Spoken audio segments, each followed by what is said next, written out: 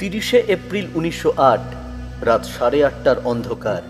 বিহারের মুজাফফরপুরের একটি রাস্তা, দুপাশে গাছের সারি। ক্লাব থেকে ফুর্তি করে বাড়ি ফিরছিল এক ব্রিটিশ আধিকারিক। অন্ধকারে গাছের আড়ালে লুকিয়ে দুই অকুতোভয় বিপ্লবী, একজনের বয়স 19 আর একজনের 16। ম্যাজিস্ট্রেট ডগলাস কিংসফোর্ডকে নরকের দ্বারে পৌঁছে দিতে হবে। দুই বিপ্লবীর হাতে দেশি বোমা। মোটর গাড়ির আওয়াজ সামনে আসতেই ছুঁড়ে দিলেন হাতের বোমা। দুর্ভাগ্যবশত কিংসফোর্ডের গাড়ি তখনও এসে পৌঁছয়নি। কিংসফোর্ডের গাড়ি ভেবে যাদের হত্যা করে বসলেন দুই যুবক, তারা ছিলেন অন্য এক ব্রিটিশ আধিকারিকের স্ত্রী ও কন্যা। ব্রিটিশ সরকারের ভিতে কম্পন ধরে যায়। শুরু হয় তল্লাশি। দুই অকুতোভয় বিপ্লবী ক্ষুদিরাম বসু ও প্রফুল্ল চাকি ধরা পড়লেন ব্রিটিশ পুলিশের হাতে। 2 মে 1908 সালে কলকাতার মুরারিপুকুর বাগানে ধরা পড়েন আর এক যুবক। অভিযোগ, তার তৈরি বোমা দিয়েই ক্ষুদিরাম বসু ও প্রফুল্ল চাকি টার্গেট করেন কিংসফোর্ডকে। অভিযুক্ত ওই যুবকের নাম উল্লাসকর দত্ত। 1885 সালের 16 এপ্রিল অবিভক্ত বাংলার ব্রাহ্মণবাড়িয়ার পবিত্র মাটিতে জন্মগ্রহণ করেন বীর উল্লাসকর দত্ত। পিতা ছিলেন দ্বিজদাস দত্ত। 1903 সালে ম্যাট্রিক পরীক্ষায় পাশ করে প্রেসিডেন্সি কলেজে ভর্তি হন তিনি। কলেজের প্রফেসর বেশিরভাগই ছিলেন ব্রিটিশ, আর তখন ব্রিটিশ মানেই প্রভু, আর ভারতীয়রা হলো নিম্ন শ্রেণীর প্রাণী। 1905 সালে এমনই একজন ব্রিটিশ প্রফেসর ডক্টর রাসলে ক্লাসের মধ্যে বাঙালিদের নিয়ে একটি অপমানজনক মন্তব্য করেন। সকল বাঙালি ছাত্র চুপ থাকলেও ব্রাহ্মণবাড়িয়ার ওই যুবকের রক্তে আগুন জ্বলে ওঠে। উল্লাসকর দত্ত পায়ের চটি খুলে ছুঁড়ে মারেন ওই ব্রিটিশ শিক্ষককে। শাস্তিস্বরূপ তাকে কলেজ থেকে বহিষ্কার করা হয়। এরপরে তিনি বোম্বাইয়ের ভিক্টোরিয়া জুবিলি টেকনিক্যাল ইনস্টিটিউটে টেক্সটাইল টেকনোলজি নিয়ে ভর্তি হন। কলেজে পড়ার সময় তিনি যুগান্তর পত্রিকার সঙ্গে যুক্ত হন। দেশপ্রেম থেকে তার মনে স্বদেশী বিপ্লবের জন্ম হয়। বিখ্যাত বিপ্লবী শ্রী অরবিন্দ ঘোষ, বারীন্দ্র কুমার ঘোষ, উপেন্দ্রনাথ ও চন্দননগরের বিপ্লবীদের সাথে তার যোগাযোগ শুরু হয়। বাংলার বিখ্যাত নেতা বিপিনচন্দ্র পালের ছোট মেয়ের সাথে উল্লাসকর দত্তের পরিচয় হয় এবং তাদের মধ্যে একটা সুসম্পর্ক তৈরি হয়। নিজের বাড়িতে তিনি একটি ছোট্ট ল্যাবরেটরি তৈরি করেন। বিস্ফোরক তৈরির উপকরণ জোগাড় করে পরীক্ষা চালাতে থাকেন। বারীন্দ্র কুমার ঘোষ বুঝতে পারেন বোমা তৈরিতে উল্লাসকর দত্ত বেশ দক্ষ। কলকাতার মানিকতলায় মুরারিপুকুর রোডে অরবিন্দ ঘোষ ও বারীন্দ্র কুমার ঘোষের পৈতৃক বাগানবাড়িতে উল্লাসকর বোমা বানানোর প্রশিক্ষণ দিতে শুরু করেন বিপ্লবী দলের সদস্যদের। 1904 সালে ধর্মের ভিত্তিতে বাংলাকে ভাগ করার প্রস্তাব আনা হয় ব্রিটিশ সরকারের তরফ থেকে। বাংলার তৎকালীন lieutenant governor Andrew Henderson Fraser ছিল এই বঙ্গভঙ্গ বাস্তবায়িত করার এক অন্যতম চক্রান্তকারী। 1907 সালে বারীন্দ্র কুমার ঘোষ ও তার বিপ্লবী দলের সদস্যদের মধ্যে আলোচনার মাধ্যমে সিদ্ধান্ত নেওয়া হয় যে কুচক্রী অ্যান্ড্রু হেন্ডারসন ফ্রেজারকে শাস্তি দিতে হবে এবং ফ্রেজারের একটাই শাস্তি, মৃত্যুদণ্ড। পরিকল্পনা হয় চন্দননগরের কাছে কোনো একটি নির্দিষ্ট জায়গাতে রেল লাইনে মাইন পুঁতে রাখা হবে। উল্লাসকরের উপর দায়িত্ব দেওয়া হয় মাইন তৈরির। লোহার সিলিন্ডারের মধ্যে ডিনামাইট ভরে উল্লাসকর তৈরি করলেন মাইন, কিন্তু সময় মতো মাইন রেল লাইনে পুঁতে রাখা যায়নি, তাই ফ্রেজার প্রাণে বেঁচে যায়। একইভাবে আবার চেষ্টা করা হয় ফ্রেজারকে হত্যার, কিন্তু সেবার ট্রেনের গন্ডগোল থাকায় ফ্রেজার আবার প্রাণে বেঁচে যায়। এভাবেই ওড়িশা থেকে কলকাতাগামী ট্রেনে ফ্রেজারকে হত্যার পরিকল্পনা করা হয়। এটা তৃতীয়বার। খড়গপুরের কাছে রেল লাইনের নিচে উল্লাসকর দত্ত নিজে হাতে মাইন পুঁতলেন। উল্লাসকর বোমা নিজে হাতে পুঁতলেও অ্যাকশনের দিন তিনি নিজে উপস্থিত থাকতে পারেননি। সেবার বোমা ফেটেছিল। রেল লাইনের ইঞ্জিন বোমার আঘাতে শূন্যে উঠে গেলেও ট্রেনের বগি লাইনচ্যুত হয়নি। আবার বেঁচে যায় ফ্রেজার। বাংলার লেফটেন্যান্ট গভর্নরকে 3বার হত্যার পরিকল্পনা ব্যর্থ হলেও ব্রিটিশ সরকারের মনে ভয় ধরিয়ে দিয়েছিল। শুরু হয় ব্রিটিশ তৎপরতা, কিন্তু উল্লাসকর দত্ত ও তার দল থেমে থাকেনি। কিভাবে আরও শক্তিশালী বোমা বানানো যায় তার পরীক্ষা চলতে থাকে গোপনে। 1907-8 সালের মাঝামাঝি সময়ে বিহারের জাসিডির কাছে দিঘিরিয়া পাহাড়ে শক্তিশালী বোমা পরীক্ষার জন্য প্রস্তুতি নেওয়া হয়। উল্লাসকর সহ মোট 5 জন বোমা নিয়ে উপস্থিত হন নির্দিষ্ট সময়ে।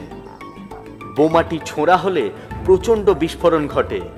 এত শক্তিশালী বোমা বিস্ফোরণের আঘাতে ওখানেই বিপ্লবী প্রফুল্লচন্দ্র চক্রবর্তীর মৃত্যু ঘটে।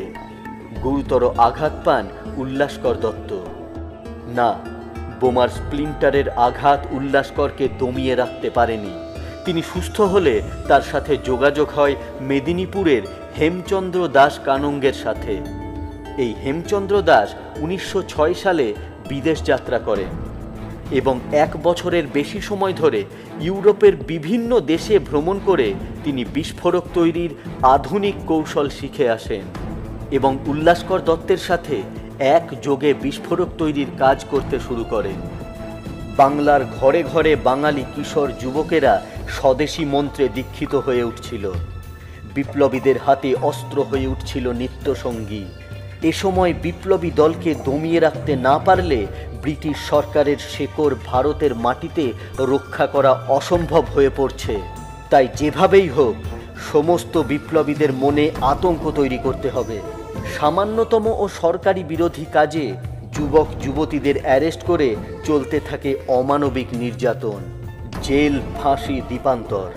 আর এসবের জন্য ব্রিটিশ সরকারের একজন নৃশংস ও কুখ্যাত প্রতিনিধি, যে প্রেসিডেন্সি আদালতে বিচারপতির আসনে বসে থেকে বিচারের নামে অভিযুক্তদের কঠোর থেকে কঠোরতর শাস্তি দিয়ে ভারতীয়দের মনে আতঙ্ক সৃষ্টি করার চেষ্টা করে যাচ্ছিল। ব্রিটিশ সরকারের লাইসেন্সপ্রাপ্ত এই আতঙ্কবাদীর নাম ডাগলাস কিংসফোর্ড। বিচারের নামে প্রহসন ও কঠিন শাস্তি দেওয়ার এই কাজে বিপ্লবীদের ধৈর্যের বাঁধ ভেঙে যায়। বিচারক কিংসফোর্ডকে হত্যার পরিকল্পনা শুরু হয়। কিংসফোর্ড বই পড়তে পছন্দ করত। বিলেত ফেরত হেমচন্দ্র দাস কানঙ্গের উপর দায়িত্ব দেওয়া হলো কিংসফোর্ড বধের জন্য একটি বই বোমা বানাতে হবে। একটি আইন বিষয়ক বইয়ের মাঝের কয়েকশো পৃষ্ঠা কেটে সেখানে বোমা রাখা হলো এবং এমন ব্যবস্থা করা হলো যে বইটি খুললেই বোমা বিস্ফোরণ ঘটবে এবং উপহার স্বরূপ পাঠিয়ে দেওয়া হলো কিংসফোর্ডকে। আর কিছুদিন পরেই কিংসফোর্ড বদলি হয়ে যাবে বিহারের মুজাফফরপুরে। তাই বিদায় উপহার হিসেবে বইটি গ্রহণে কোনো সন্দেহ হবে না। কিন্তু বিপ্লবীদের এত চেষ্টা আবার ব্যর্থ হলো। স্থানান্তরের ব্যস্ততার জন্য উপহারের ওই বইটি আর খুলে দেখা হয়নি ডাগলাসের। বিহারের মুজাফফরপুরে যাওয়ার পর কিংসফোর্ডকে বধ করার জন্য নতুন পরিকল্পনা শুরু হয়। সুশীল সেন ও প্রফুল্ল চাকি নামের 2 তরুণ বিপ্লবীকে মুজাফফরপুরে পাঠানো হয় কিংসফোর্ডের বাংলো, অফিস ও যাতায়াতের উপর নজর রাখার জন্য। দুজনে কিংসফোর্ডের খবরাখবর নিয়ে ফিরে আসেন এবং প্রফুল্ল চাকি নতুন এক কিশোরকে নিয়ে আবার মুজাফফরপুরে ফেরত যান। নতুন ওই কিশোরের নাম ক্ষুদিরাম বসু। উল্লাসকরের হাতে তৈরি বোমা তাদের হাতে তুলে দেওয়া হয়। বাংলাতে কিংসফোর্ডকে এতবার মারার পরিকল্পনার পরে ব্রিটিশ সরকার খুব তৎপর হয়ে ওঠে। কলকাতার বেশ কিছু সন্দেহজনক জায়গাতে তল্লাশি চালানো হয়। উল্লাসকর ও হেমচন্দ্রের তৈরি বোমা যাতে ধরা না পড়ে তাই 15 নম্বর গোপীমোহন লেনের বাড়ি থেকে বোমা তৈরির সরঞ্জাম লুকিয়ে ফেলার দায়িত্ব দেওয়া হয় উল্লাসকর দত্তকে। উল্লাসকর বিহারি রিক্সাওয়ালার ছদ্মবেশে বোমা ও সরঞ্জাম লুকিয়ে রেখে আসেন তার পুরনো এক বন্ধুর বাড়িতে। ওদিকে ক্ষুদিরাম বসু ও প্রফুল্ল চাকি অত্যন্ত সুনিপুণভাবে নজর চালিয়ে যাচ্ছেন কিংসফোর্ডের উপর। 1908 সালের 29শে এপ্রিল ডাগলাস কিংসফোর্ডের ক্লাব থেকে বের হয়ে বাড়ি ফেরার রাস্তায় গাছের আড়ালে বোমা নিয়ে অপেক্ষা করতে শুরু করেন ক্ষুদিরাম বসু ও প্রফুল্ল চাকি। এতদিন নজরে রেখে কিংসফোর্ডের যাওয়া আসার সময় ও রাস্তার নির্জন জায়গাটি বেছে নিয়েছেন দুই যুবক। রাত 8:30 নাগাদ গাড়ির আওয়াজ লক্ষ্য করে তারা বোমা ছোড়েন, কিন্তু দুর্ভাগ্য, কিংসফোর্ডের গাড়ি ভেবে তারা বোমা ছোড়েন অন্য একটি গাড়িতে। সেই গাড়িতে ছিলেন ব্রিটিশ আইনজীবী ও লেখক প্রিঙ্গল কেনেডির স্ত্রী ও কন্যা। মৃত্যু হয় দুজনেরই। ক্ষুদিরাম ও প্রফুল্ল চাকি দুজনে আলাদা আলাদা জায়গায় ধরা পড়েন। মুজফ্ফরপুরে বোমার আঘাতে মৃত দুই মহিলার খবর কলকাতা এসে পৌঁছয় ঘটনার দুদিন পর। গোটা কলকাতা জুড়ে চিরুনি তল্লাশি শুরু হয়। সন্দেহজনক যে কেউ হোক তুলে নিয়ে যাওয়া হচ্ছে, চলছে নির্যাতন। 2 মে গ্রেপ্তার হন অরবিন্দ ঘোষ, অবিনাশ ভট্টাচার্য, শৈলেন্দ্র বসু। মুরারিপুকুর বাগানবাড়িতে গ্রেপ্তার হন বারীন্দ্র কুমার ঘোষ, উপেন্দ্রনাথ বন্দ্যোপাধ্যায়, ইন্দুভূষণ রায় ও অন্যান্য বিপ্লবীদের সাথে গ্রেপ্তার হন উল্লাসকর দত্ত।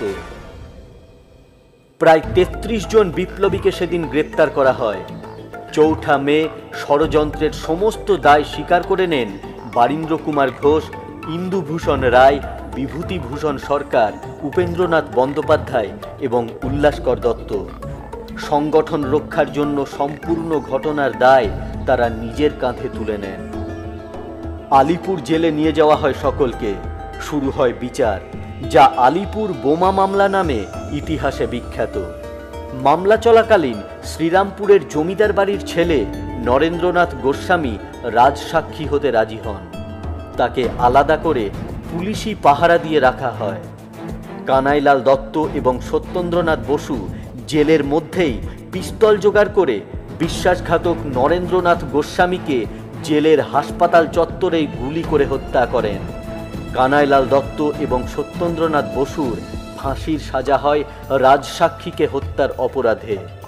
কানাইলাল দত্তের এই বীরত্বের ঘটনা নিয়ে আমাদের একটি আলাদা ভিডিও রয়েছে, যার লিংক দেওয়া রয়েছে ডেসক্রিপশন বক্সে। মুজফ্ফরপুরে ফাঁসি হয় ক্ষুদিরাম বসুর। প্রাথমিক বিচারে ফাঁসির সাজা শোনানো হয় বারীন্দ্র কুমার ঘোষ ও উল্লাসকর দত্তকে। পরে তা কমে হয় যাবজ্জীবন দ্বীপান্তর। আন্দামানের সেলুলার জেলে পাঠিয়ে দেওয়া হয় উল্লাসকর দত্তকে। রোদে সারাদিনের হাড় ভাঙা খাটুনি খেটে সইতে হতো পুলিশের অত্যাচার। পাথর ভাঙা, কাঠ কাটা, তেলের ঘানি টানা, নারকেলের ছোবরা ছাড়ানো, হাতের ছাল চামড়া ছিঁড়ে গেলেও রেহাই ছিল না। জলের বাঁক কাঁধে নিয়ে উঠতে হতো পাহাড়ের চড়াইয়ে। কাজ করতে রাজি না হলে হাত পা বেঁধে সারাদিন রোদে দাঁড় করিয়ে রাখা হতো, চাবুক মারা হতো, খাবার জল না দিয়ে ফেলে রাখা হতো অন্ধকার ঘরে। এসব করেও যখন নির্ভীক উল্লাসকরকে বাগে আনতে পারেনি ব্রিটিশ সরকার, তখন শুরু হলো ইলেকট্রিক শক দেওয়া। সারাদিন রোদে কাজ করে সেলে ফিরে সামান্য একটু জল জুটত একটা ছোট্ট ঘটিতে বা পাত্রে। ছোট্ট সেলে মলমূত্র ত্যাগের জায়গা নেই। একটাই পাত্র, তাতেই মলত্যাগ ও মূত্রত্যাগ। অথচ দুটো যদি একসাথেই হয় তাহলে একটা ছোট্ট পাত্র যথেষ্ট নয়। শুকনো নারকেলের ছোবরা হাতে করে ছাড়াতে ছাড়াতে হাতের আঙুলের ছাল উঠে যেত। হাড় ভাঙা খাটুনিতে জ্বর এসে যেত বন্দীদের। ওষুধের প্রচলন ছিল না, ওই জ্বর গায়েই কাজ করতে হতো। না পারলে হাত পা বেঁধে ফেলে রাখা হতো রোদে। সব করেও উল্লাসকর দত্তের উপর চলত নির্যাতন। ক্রমাগত ইলেকট্রিক শক দেওয়া হতে লাগলো। এত অত্যাচার ও ইলেকট্রিক শকে এক সময় তিনি মানসিক ভারসাম্য হারিয়ে ফেলেন। যদি ফাঁসি বা গুলি করে মেরে দিত তাহলে মুক্তি পেতেন, কিন্তু সেলুলার জেলের সাজা ছিল তখন নরকের মতো। এই নরক যন্ত্রণা সহ্য করতে না পেরে অনেকে আত্মহত্যার পথ বেছে নিতেন। হ্যাঁ, এমনভাবেই দেশপ্রেমের মূল্য চোকাতে হতো আজকে আমাদের ইতিহাস থেকে হারিয়ে যাওয়া বীর সন্তানদের। মানসিক ভারসাম্য হারিয়ে যাওয়ার পর তাকে ফেরত পাঠানো হয় দেশে। 1914 সাল থেকে 1920 সাল পর্যন্ত 6 বছর তার কাটে মাদ্রাজের মানসিক হাসপাতালে। প্রথম বিশ্বযুদ্ধের পরে রাজনৈতিক বন্দীদের মুক্তি দেওয়া হলে তার সাথে উল্লাসকরকেও মুক্ত করে দেওয়া হয়। তিনি ফিরলেন কলকাতায়। শরীর ভেঙে পড়েছে, মানসিকভাবেও খুব সুস্থ নন, তাই আর সশস্ত্র বিপ্লবে অংশগ্রহণ করতে পারেননি তিনি। কিন্তু দেশপ্রেম যে তার রক্তে মিশে গেছে, এই দেশপ্রেমকে শেষ করতে গেলে যে তার শরীরের শেষ রক্ত বিন্দুটাও বের করে দিতে হবে। 1931 সালে রাজনৈতিক যোগাযোগ রাখার কারণে তাকে আবার 1.5 বছর জেলে পাঠানো হয়। এরপর জেল থেকে মুক্ত হয়ে তিনি অন্যান্য কাজে নিজেকে ডুবিয়ে রেখেছিলেন। শারীরিক মানসিকভাবে বিপর্যস্ত উল্লাসকর আর অস্ত্র ধরতে পারেননি। সেদিনের তার প্রেম লীলা পাল। বিপিনচন্দ্র পালের কন্যার ততদিনে বিয়ে হয়ে গেছে। জেল থেকে বেরিয়ে তিনি সে খবর পান, তাই বিবাহ বন্ধনে আবদ্ধ হওয়ার আর কোনো চেষ্টাই করেননি তিনি। 1947 সালে দেশ স্বাধীন হল। 1948 সালে বিভক্ত বাংলায় 63 বছর বয়সে তিনি ফিরে পান তার সেই হারিয়ে যাওয়া যুবক বয়সের প্রেম লীলাকে। এই সময় লীলা দেবী ছিলেন বিধবা এবং পক্ষাঘাতগ্রস্ত বা প্যারালাইজড, এবং তার চিকিৎসা চলছিল। 63 বছর বয়সে বিধ্বস্ত হতাশ উল্লাসকর আবার বাঁচার নতুন তাগিদ খুঁজে পেলেন। বিয়ে করলেন তার সেই পুরনো প্রেম লীলা দেবীকে। সেই দিনগুলো তো আর ফিরে আসবে না, যে দিনগুলো প্রেমের স্পর্শের বদলে কেটেছে সেলুলার জেলের ঘুপচি অন্ধকারে। প্রেমিকার মিষ্টি বাক্যের বদলে জুটেছে 40 ডিগ্রি রোদে পিঠে চাবুকের ঘা। উল্লাস হয়তো তার শিক্ষা জীবনের পরে একটি সুন্দর সরকারি চাকরি নিয়ে সারাটা জীবন তার কাঙ্ক্ষিত প্রেমিকার সঙ্গে কাটিয়ে দিতে পারতেন, কিন্তু না, দেশপ্রেম তার কাছে ব্যক্তি বিশেষের প্রেমের অনেক ঊর্ধ্বে।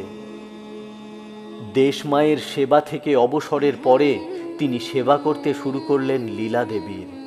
এ ভালোবাসা যেন এ লোকের নয়, এ এক অলৌকিক ভালোবাসা। আজ 63 বছরের বৃদ্ধ ফিরে পেয়েছেন তার সেই যৌবনের ভালোবাসাকে, যে সময়টা তার প্রেমিকার হাতের স্পর্শে সমস্ত শরীর শিহরিত হয়ে ওঠার কথা। সে সময় চাবুক আর ইলেকট্রিক শকের কঠিন আঘাতে দাঁতে দাঁত চেপে কল্পনা করেছেন তার সেই হৃদয়ে বাস করা মিষ্টি মুখখানি। জানি না, হয়তো তাতে তার ক্ষতের উপর একটু প্রলেপ পড়েছে কিনা। বিয়ের পর তারা চলে যান অসমের শিলচরে। স্বাধীন ভারত সরকার তখন স্বাধীনতা সংগ্রামীদের পেনশন দেওয়ার কথা ঘোষণা করে এবং উল্লাসকরের নামেও পেনশন মঞ্জুর করা হয়। দেশমায়ের জন্য কাজ করেছি নিঃস্বার্থভাবে, কিছু তো চাইনি তার বদলে। মায়ের সেবার বদলে মূল্য গ্রহণ করলে সেটা আর সেবা থাকে না। হাসি মুখে পেনশন ফিরিয়ে দিয়েছিলেন ভারত মায়ের এই পাগল সন্তান। 1962 সালে শিলচরে লীলা দেবীর মৃত্যু হয়। জীবনের শেষ সম্বলটুকুও হারিয়ে ফেললেন তিনি। তারপর তিনি কলকাতা চলে আসেন। 17 মে 1965 সালে স্বাধীন ভারত ছেড়ে, পৃথিবী ছেড়ে মায়ের পাগল সন্তান চলে যান তার সারা জীবনের সঙ্গিনীর কাছে। না, ইতিহাসের কোন বইতে বীর উল্লাসকর দত্তের এই ত্যাগের করুণ কাহিনী আপনারা পড়েছেন জিজ্ঞাসা করে আর আপনাদের লজ্জা দেব না, কারণ এ লজ্জা আমারও। আমিও কোনোদিন নাম পর্যন্ত শুনতে পেতাম না যদি আজকে ইন্টারনেট এত সহজলভ্য না হতো বা সোশ্যাল মিডিয়া না থাকতো। যে ইতিহাস মুছে ফেলার চেষ্টা হয়ে আসছে, সে ইতিহাসকে ঝাপসা হতে দেবেন না। উল্লাসকর দত্তের এই বীরত্বের কাহিনী ভালো লাগলে ভিডিওটি লাইক করুন, শেয়ার করুন এবং চ্যানেলটিকে সাবস্ক্রাইব করে আমাদের সঙ্গে থাকুন। জয় হিন্দ, বন্দে মাতরম।